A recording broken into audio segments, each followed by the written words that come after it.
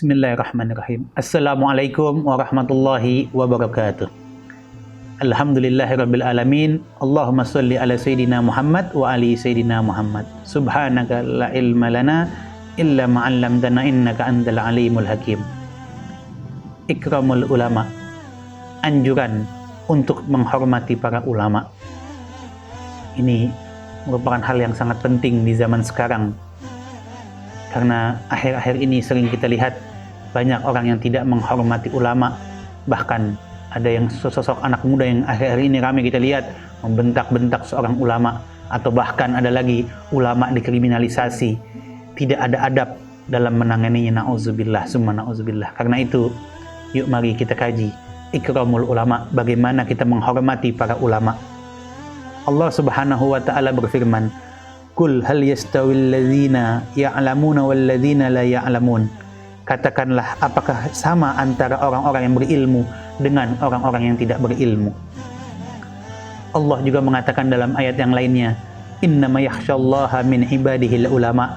Sesungguhnya yang merasa takut terhadap Allah di antara hamba-hambanya hanyalah para ulama. Nabi Muhammad SAW mengatakan dalam hadisnya, Al-barakatu ma'akabirikum. Rawahu Tabrani. Keberkahan itu ada bersama para ulama. Di dalam hadis yang lain Nabi mengatakan, Innal ulama'a warasatul anbiya, innal anbiya lam yuwarisu dinaron wala dirhaman. Para ulama adalah pewaris para nabi. Para nabi tidak mewariskan dinar, dirham atau harta.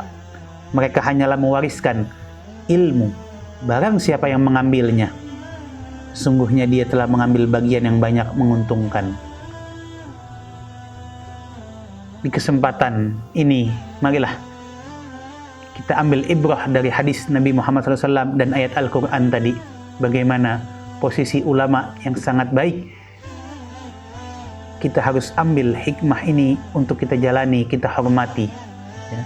Karena posisinya sangat penting di dalam mengarungi kita kehidupan agar kita dapat mengenal Islam lebih baik lagi.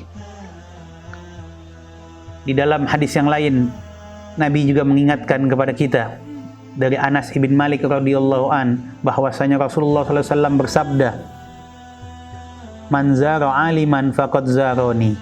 Barang siapa yang mengunjungi orang alim, berarti ia mengunjungi aku.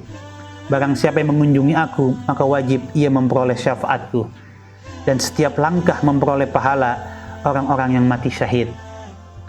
Imam Ali bin Abi Thalib karamallahu wajhah mengatakan, Man zara aliman. Orang-orang yang mengunjungi kuburnya orang-orang alim, lalu ia membacakan ayat-ayat daripada kitab Allah, maka Allah Ta'ala menjadikannya padanya setiap langkah satu gedung di surga.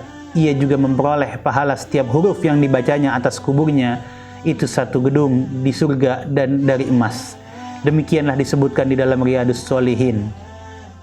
Bagaimana pentingnya untuk kita bersilaturahmi, menghormati ya orang-orang alim atau para ulama. Ya.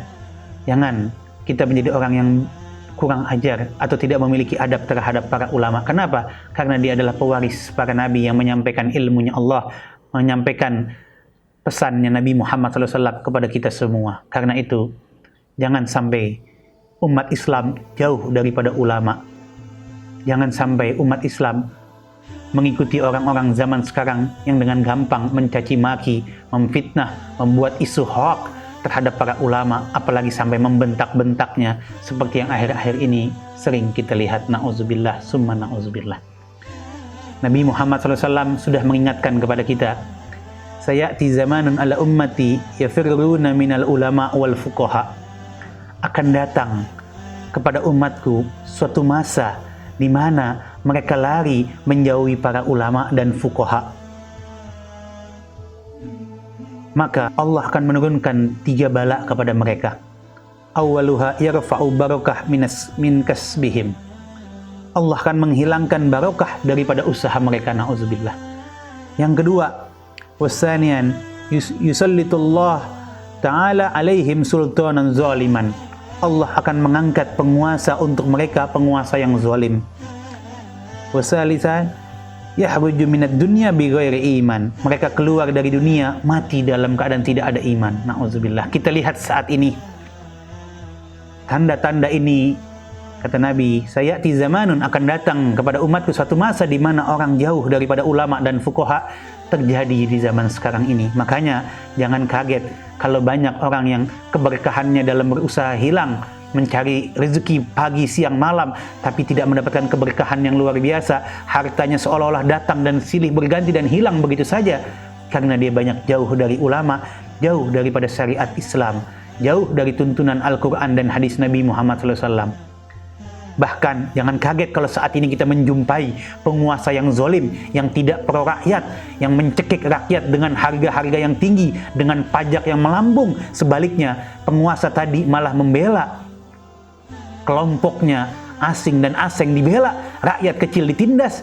Jangan kaget ketika menjumpai penguasa zolim saat ini. Kenapa? Karena banyak yang jauh dari ulama. Dan jangan kaget juga, banyak yang keluar dari dunia mati dalam keadaan tidak beriman. Banyak. Kita sudah saksikan pembenci para ulama yang di zaman modern ini, Allah angkat nyawanya dengan keadaan yang sangat mengenaskan. Sudah banyak bukti-buktinya itu. Nauzubillah. Mudah-mudahan di dalam kajian yang singkat ini kita menjadi orang yang selalu menghormati para ulama dengan adab dan ilmu mereka. Ya, insya Allah kita dekat dengan para ulama, rajin bersilaturahmi, mencari ilmu dari mereka. Makin dekat kita terhadap Islam, makin dekat terhadap Allah dan Rasulnya, ini akan menjadi keselamatan kita hidup dunia maupun di akhirat kelak nanti. Ya. Karena itu, lagi-lagi di kesempatan kali ini saya ingatkan, dekatlah, hormatilah kepada para ulama kita. Karena itu, ilmu yang kita dapat, baik saat ini gampang kita mengakses ilmu pengetahuan, ilmu agama di medsos dan yang lainnya. Sebaliknya, jangan ilmu yang kita dapat tersebut kita biarkan begitu saja tanpa adanya ulama atau guru yang mendampinginya. Apa yang kita dapat dari media sosial, dari internet, dari pengetahuan yang kita dapat, tanya kepada guru-guru kita, tanya kepada ulama kita, benar atau tidaknya, minta bimbingan dan arahan. Insya Allah ilmu kemudahan yang kita dapat di media sosial dan di internet akan menjadi lebih berkah dan manfaat ketika kita konsultasikan kepada para guru-guru kita, ulama-ulama kita. Ya insya Allah silaturahminya dapat, ilmunya dapat arahan dan bimbingan agar kita tidak tersesat di dalam kehidupan modern ini. Terakhir, Nabi Muhammad SAW mengatakan di dalam hadisnya, innallaha la yakbidul ilma intiza'an yantazi'uhu minal ibadi walakin yakbidul ilma bikabdil ulama. Allah tidak akan mencabut ilmu dengan mencabutnya dari manusia begitu saja. Sebaliknya Allah mengambilnya dengan cara mewafatkan para ulama sehingga tidak tersisa, walaupun seorang manusia mengangkat orang bodoh menjadi pemimpin. Apabila mereka ditanya, mereka pun berfatwa tanpa ilmu, akhirnya mereka sesat dan menyesatkan. Jadi jangan kaget kalau di akhir zaman ini tambah sulit kita mencari ulama-ulama yang istiqomah di jalan Allah Subhanahu wa Ta'ala. Mudah-mudahan kita dapat menemui ulama-ulama yang istiqomah di jalan Allah, yang tidak menjual sorbannya, tidak menjual imamahnya untuk kepentingan dunia, apalagi untuk kepentingan penguasa zalim. Na'udzubillah, summa na'udzubillah. Ikutilah ulama-ulama yang lurus, yang istiqomah di jalan Allah, yang tidak gampang terbeli, yang imanuhum fi amflofihim, yang imannya bukan karena amplop dan yang lainnya. Makanya Al-Faqir di penghujung kajian ini teringat nasihat yang Al-Faqir pernah dapat dari orang tua, yaitu Sayyidul Walid Al-Habib Idrus bin Hashim Al-Attas, di mana cerita ini beliau dapat dari kakek saya Al-Habib Hashim bin Husain Al-Attas, dan dari seorang ulama di Jakarta yang sudah meninggal, Kiai Abdul Razak Haidir, di mana beliau pernah mengalami di zaman Habib Ali bin Abdurrahman Al-Habsyi Kuitang. Tatkala itu Habib Ali bin Abdurrahman Al-Habsyi didatangi oleh seorang ulama besar di Jakarta juga, di mana seorang ulama tersebut datang kepada Habib Ali bin Abdurrahman Al-Habsyi Kuitang menangis. Dia mengatakan, "Ya Habib, saya sedih. Kemarin saya berdakwah di salah satu wilayah, ada salah satu penceramah yang dari awal sampai akhir hanya berbicara tentang lucu dan lawak-lawakan, bahkan lawakannya tersebut di dalam masjid sehingga orang mengundang orang untuk tertawa terbahak-bahak di dalam masjid tersebut. Bahkan azan, ayat Quran dibuat bahan lelucon untuk agar jamaah tidak ngantuk dan yang lainnya."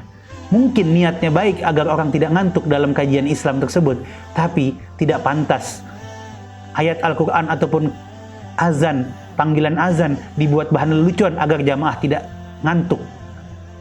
Saat itu Habib Ali bin Abdurrahman Al-Habsyi Kuitang terdiam dan tidak lama mengatakan kepada seorang ulama tadi, Anda tidak usah kaget. Tambah akhir zaman, ulama terbagi dua. Ada ulama yang seperti kembang padi, kembang duren. Tapi ada juga ulama yang seperti kembang mawar, melati, dan yang lainnya. Maksudnya apa ya Habib? Kata ulama tadi mengatakan kepada Habib Ali Kuitang, Anda jadilah ulama seperti kembang padi, kembang duren, atau yang lainnya. Tapi jangan jadi ulama seperti kembang melati, atau ros, atau yang lainnya.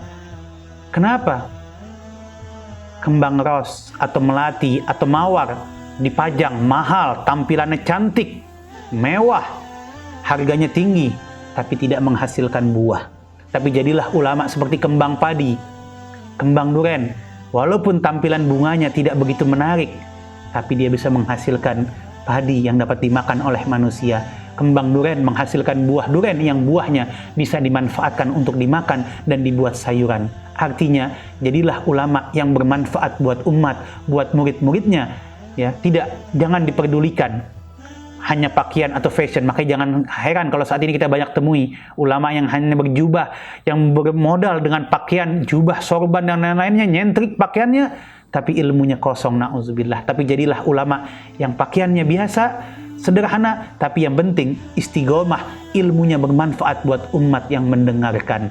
Dan jangan menjadi ulama yang cuma dipajang mahal, dipanggil minta amplop yang besar, yang tinggi, na'udzubillah. Jadikan ilmu yang kita sampaikan, dakwah yang kita sampaikan harus ikhlas di jalan Allah Subhanahu wa taala. Adapun seorang ulama mendapat imbalan daripada upahnya tersebut, itu merupakan rezeki dari Allah, tapi jangan menjadi tujuan dan jangan pasang tarif. Kalau ada ulama yang sudah berani pasang tarif untuk dipanggilnya sekian juta dan yang lainnya, mohon kepada umat Islam, jangan lagi dipanggil ulama seperti itu. Ini tidak mencontohkan dalam syariat Islam dan ini yang bikin malu ajaran Islam, na'udzubillah. Jadilah ulama seperti kembang padi, kembang duren yang bermanfaat buat umat, yang tidak hanya mementingkan pakaian ataupun pakai tarif harga yang mahal, yang imannya hanya untuk di amplop, na'udzubillah, summa na'udzubillah. Mudah-mudahan ini nasihat buat diri saya dan diri semua, menjadi manfaat buat kita. Kita menghormati ulama, menjaga adab kepada ulama, silaturahmi, mencari ilmu dari ulama agar kita dapat mengenal Islam lebih dekat, dan jadilah ulama juga. Nasihat buat para ulama, ulama yang istiqomah di jalan Allah, tidak menjual ayatnya untuk kepentingan dunia dan kelompoknya saja, na'udzubillah. Tapi jadilah ulama yang bermanfaat buat umat, menghasilkan anak-anak didik, murid-murid yang benar-benar dapat mengamalkan ilmu yang kita sampaikan. Jangan kita menjual agama ini hanya dengan amplop yang sebatas itu saja yang dapat hilang. Rezeki yang datang langsung hilang, na'udzubillah. Tidak ada keberkahan bagi kita semua. Mudah-mudahan ini menjadi manfaat, nasihat buat diri saya dan diri yang lainnya, agar kita dapat mengamalkan Islam dengan penuh keikhlasan. Insyaallah husnul khotimah akan mendapati kita semua. Amin ya rabbal alamin. Wal afu minkum. Wassalamualaikum warahmatullahi wabarakatuh.